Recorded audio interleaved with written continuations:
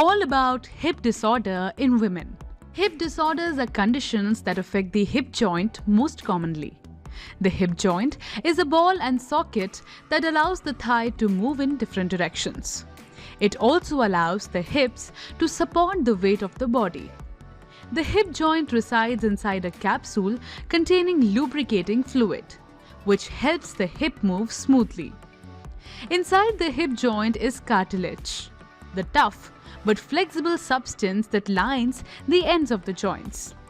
Ligaments keep the ball of the joint from slipping out of the socket. Hip disorders can affect any of these parts, including ligaments and cartilage. Experts estimate that people have a 25% risk of developing hip arthritis during their lifetimes. With such a considerably high percentage of people standing a chance to get a hip disease, you should definitely keep some knowledge about these disorders so that you can recognize symptoms with ease. This way, you'll have an early diagnosis and proper treatment. In today's video, we'll discuss the causes, symptoms, diagnosis, and treatment for various sorts of hip disorders in details. So let's get started right away.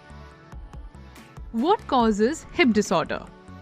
Hip disorders are often due to developmental conditions, injuries, chronic conditions, or infections. Here are some of the common disorders that can affect your hips. Osteoarthritis. Degeneration of cartilage in the joints causes osteoarthritis.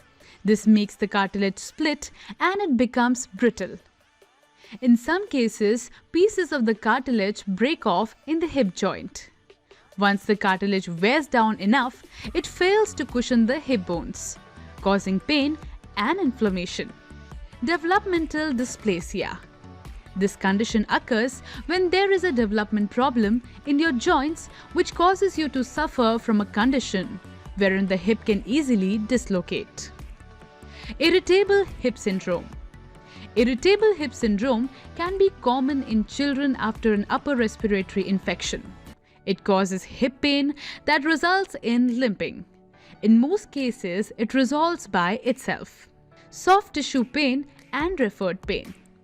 Pain in the hip may be due to an injury or defect affecting the soft tissues outside of the hip. This is known as referred pain. Who are at risk of developing hip disorders?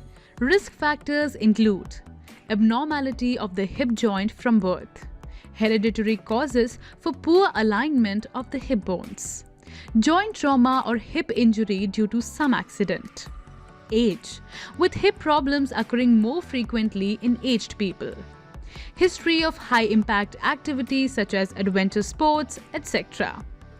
Sex, where women are found to have a 10% greater chance to develop osteoarthritis. Obesity, genetic reasons where scientists have found that 66% of hip disorders are influenced by genetics. Symptoms of hip disorder. The hip is a complicated joint made of bone, cartilage, ligaments, muscle, and lubricating fluid. The symptoms of a hip disorder will differ depending on the cause of the disorder and the part of the hip joint that's causing problems. Common symptoms of a hip disorder include pain in the hip, limping, reduced movement in the hip joint, referred pain which may be felt in the leg, muscle stiffness, pain in the leg when you apply weight on that leg. People with arthritis may experience chronic pain and pain when walking. If you fall or have an accident involving your leg and you develop swelling or pain in your hip, seek medical attention immediately.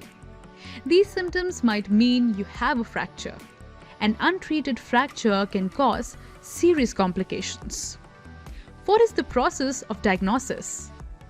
If you have hip pain, your doctor will perform a physical examination and run imaging tests to try to diagnose the cause. A simple visual examination of the hip may reveal a deformity or injury. Your doctor will often manipulate your leg in different directions, looking for resistance, a popping sensation, or pain. These can indicate the source of the hip problem. However, more tests may be necessary to confirm a diagnosis. Imaging tests. Common imaging tests used to diagnose hip disorders include X-ray, ultrasound, bone scan, MRI scan, arthrogram. Imaging tests allow the doctor to view the hip in detail. They'll be able to see any fractures, deformities, or swelling using these imaging tests. Bone biopsy. Your doctor may choose to do a bone biopsy to check for abnormalities in the bone and surrounding tissues. During a bone biopsy, a surgeon will use a needle to take a small sample of your bone. The sample may reveal abnormalities in the bone cells. This will lead the doctor to the cause of the hip disorder. Treatment procedure. Medications can treat inflammation caused by arthritis. Medications also relieve the pain associated with hip disorders. Pain relievers are often helpful in treating irritable hip syndrome and soft tissue pain. Surgery can often correct fractures and severe arthritis.